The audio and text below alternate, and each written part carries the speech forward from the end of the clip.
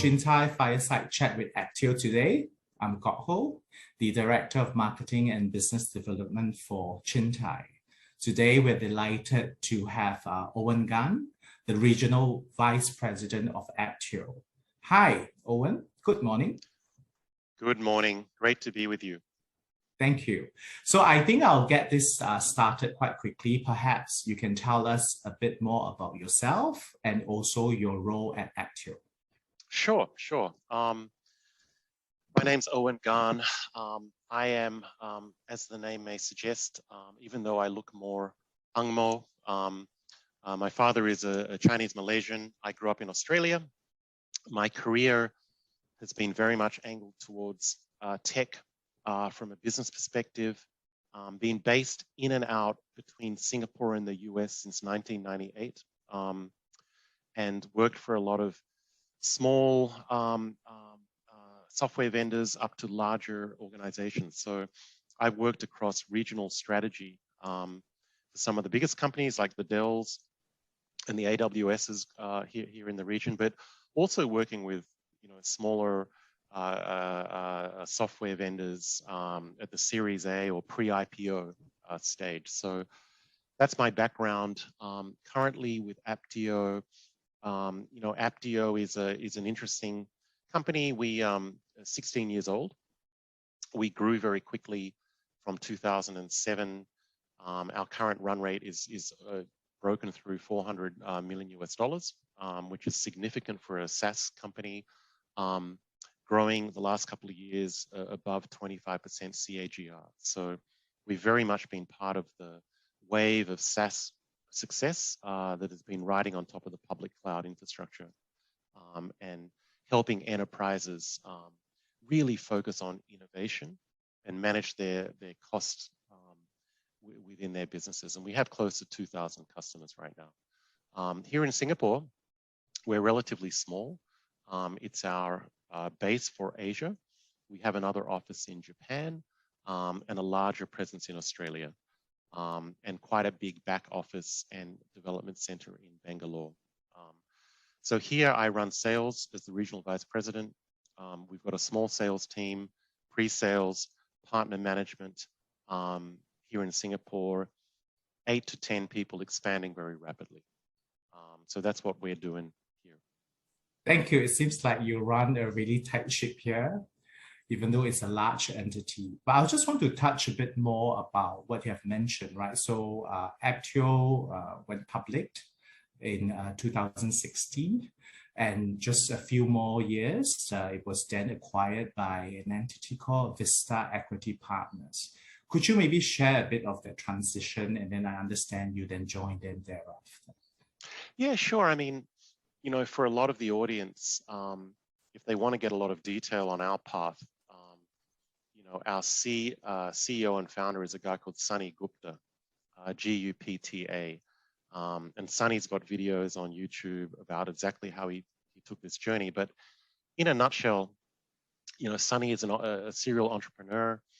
We started off looking at challenges within some of the biggest banks in the United States, particularly around the New York area. And the big challenge that they had back then was, how do we address our technology spend?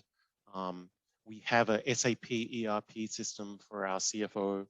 We have a Salesforce system for our head of sales. We have Workday coming up or other HR systems. The biggest challenge we have is, how do we manage our tech? How do we benchmark? How do we make sure we're not losing money? And most importantly, how do we make sure that we're maximizing our spend on innovation and product differentiation in the market? And that was the challenge. We went public, very, very successful. We were delisted by a private equity firm called Vista Equity Partners, which is one of the most successful private equity firms in tech that focus solely on software as a service acquisitions. So we've been private now for, I think, coming up to 3 years.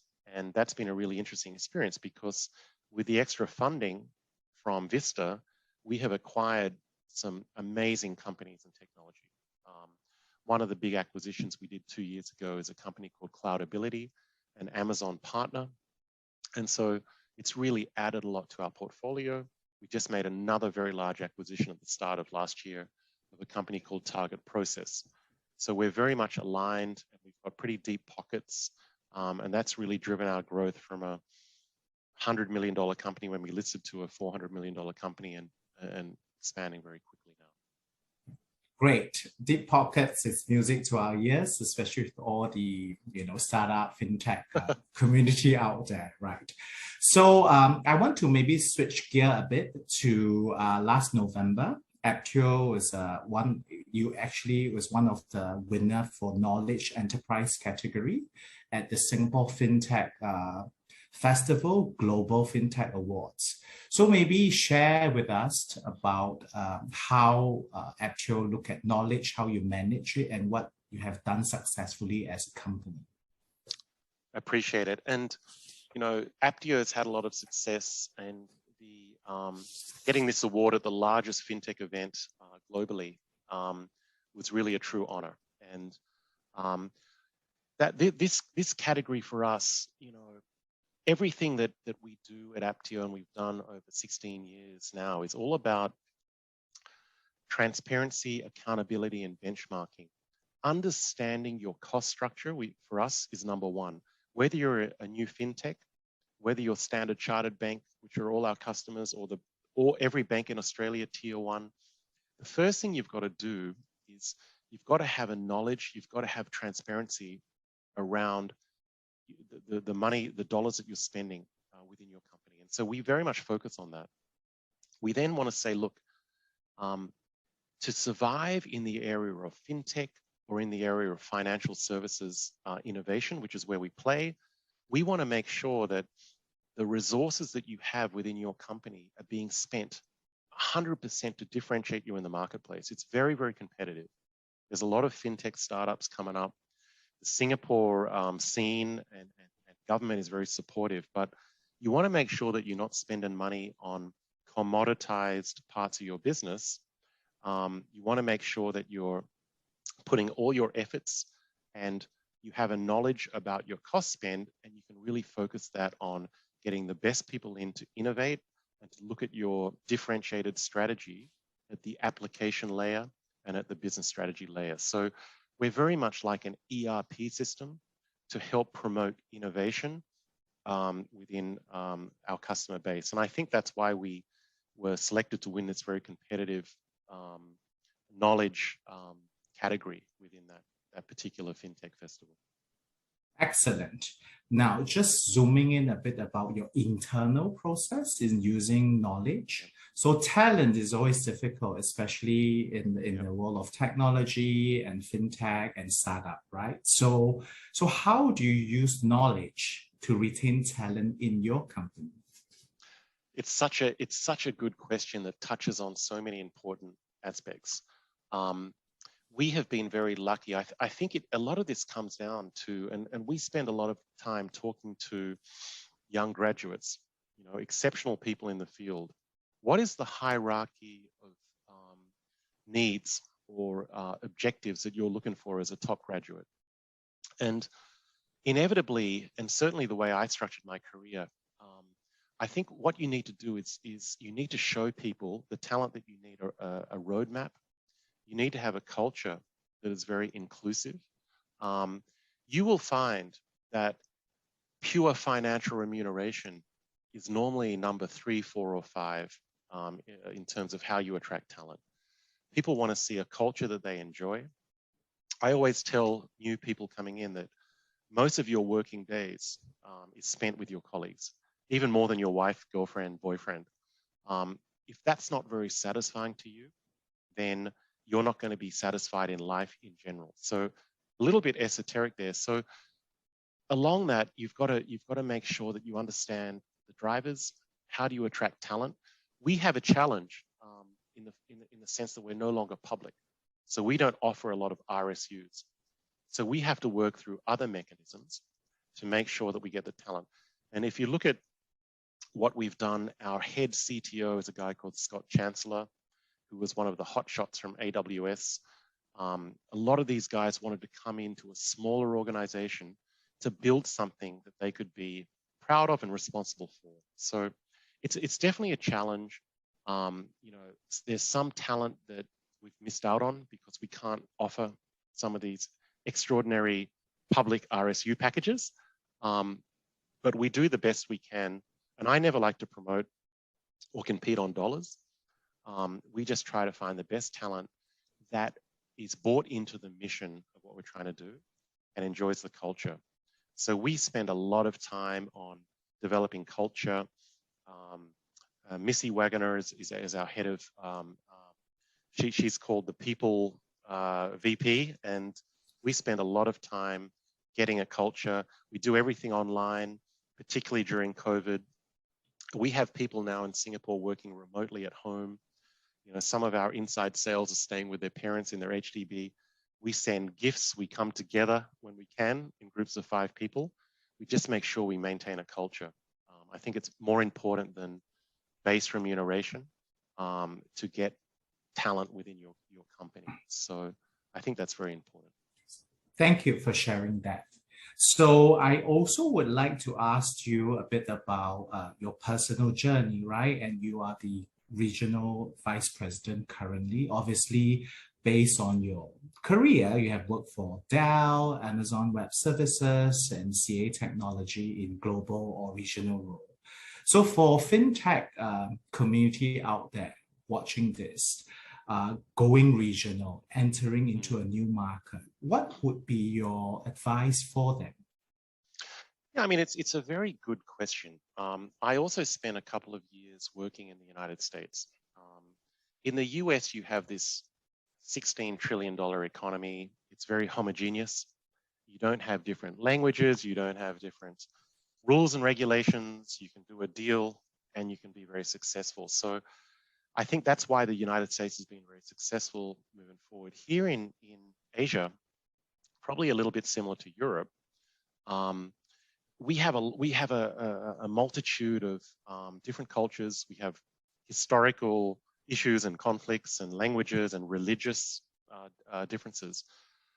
When I started, you know, to answer your question, in the late 90s out of university, you know, things were quite stratified. You had to do a lot of localization. I was an SAP consultant out of university. There was a lot of customization. You had to work with local partners, with contacts within the different countries, whether it's Thailand or India. I think what we've seen with the internet is really a democratization, and not just the internet, but the development of mobile technologies. You've now seen countries like Indonesia and China completely jump over the copper generation and are running everything on mobile. As much as the governments are still many steps behind, I think we're seeing much more of a democratization through the internet. So for fintechs, yes, it's probably the one area that still has a lot of regulation. So you do need to take on a regional strategy within Asia Pacific that I've been involved in. So, but you need to pick your battles. You need to do your SWOT analysis, understand, you know, what is your target market. But we've seen a lot of success. Our company and other companies 20 years ago, like Oracle and SAP, Microsoft, grew very quickly in the more Western economies like Australia and New Zealand. They built up a base, then they moved to Singapore as the logical headquarters, and then expanded from there. So, I mean, that topic of regional strategy for business is huge, but I do think that's much different now to 15 years ago with the democratization of the internet. Now, having said that, you're seeing that Facebook and different companies, Google, are being you know, blacklisted and banned. Certainly setting up AWS here in the early days, there was a lot of firewall issues, etc. But I think the push, particularly from the Gen X's and the millennials, is towards business being run on the internet. I think there's a long lag behind, but we'll see what happens. You know, I just read this morning that Thailand and Indonesia are looking at fatwas on buying cryptocurrencies, and you're finding the old world is struggling certainly with Web3. But that's also not new.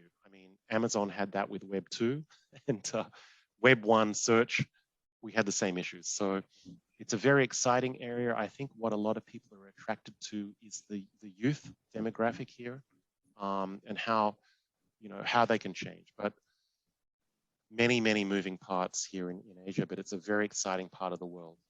Sure. So maybe just to summarize that a little bit, first is a regional approach, level of localization, be very flexible in entering different markets, right? And also for fintech, always watch out for the regulator because compliance is everything. Great. So we are finishing quite soon, but this is also a question I asked just so that it's a bit more lighthearted. So if you have a superpower, what will that be and why? My superpower. The first thing that came to my mind was X-ray vision for all those beautiful women out there, but I'm being facetious. I think for me, it's going to be time travel. I just think, my goodness, if you could go through to the future or some of the biggest parts of history, what we could learn, some of the people we could meet. I think for me, growing up very much as a technical finance guy, I now have much more value around history. And I think there's more that we can learn as individuals and society from history. And you'll realize that there are cycles that go on over decades and centuries. Once we learn those historic episodes, it makes us, more in tune, I think, with where we sit on the overall spectrum. 2 million years since the African savannah, 200 years of capitalism, 30 years since Steve Jobs. You start to get an idea of where we actually sit, and how naive we are and how young we are. So that would be my superpower. Great. Well, it's true, right? When we say that in order to know where we're heading, we need to know where we came from. Correct. So I think that's sort of encapsulate your sentiment. Thank you very much, Owen, for spending time with Chintai, and it's really wonderful to talk to you today. My pleasure.